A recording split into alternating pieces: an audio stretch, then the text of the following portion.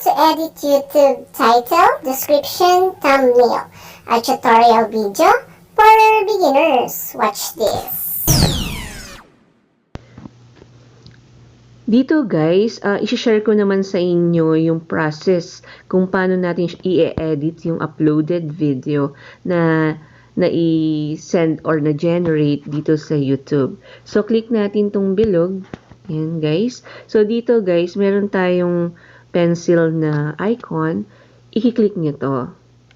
So, para ma-edit natin yung mga settings or yung ibang details dito. For example, how to earn money using CapCut. Lagyan na lang natin ng 2026 updates. For example lang to guys. So, pwede natin siyang i-edit. And then, kung gusto mong dagdagan ng description, lagyan mo yung monetization, kung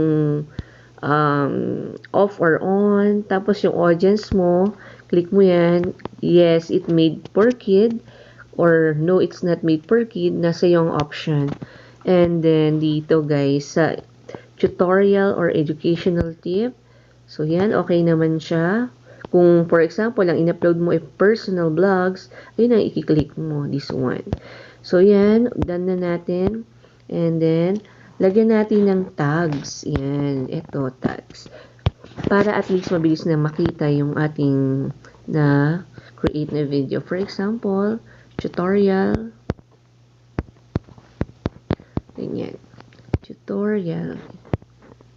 And then, dahil CapCut siya, yung topic kanina, lagyan mo rin yan. Or ano pala, video upload. Tip. Ayan. For example, ganyan. So, nasa iyo kung ano ilalagay mo. For example, tutorial.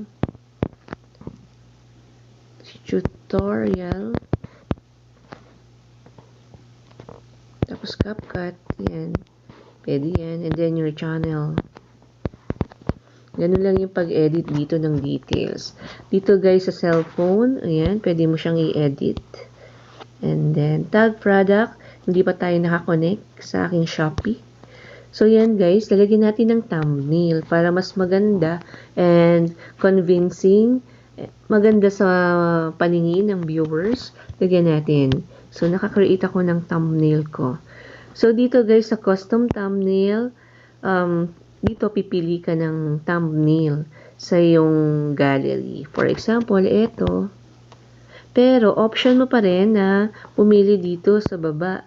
Ayan, nakita nyo sa baba, pwede natin ipindutin ito para at least, ayun yung lalabas po dito sa ating first, parang ma-view na makikita. Ito po, yan, pwede yan, download thumbnail, or dito sa ating gallery. So, after this, edit thumbnail, done mo na. So, as you can see, makikita nyo yung na i-upload yung thumbnail. So, guys, ayan na yung thumbnail. Okay na siya para ma-save. So, save natin. So, dito guys, binibigyan ko lang kayo ng tip sa mga gustong mag-YouTube. Maka-create kayo ng channel, maka-upload kayo ng maraming videos. So, guys, this is Erling TV channel.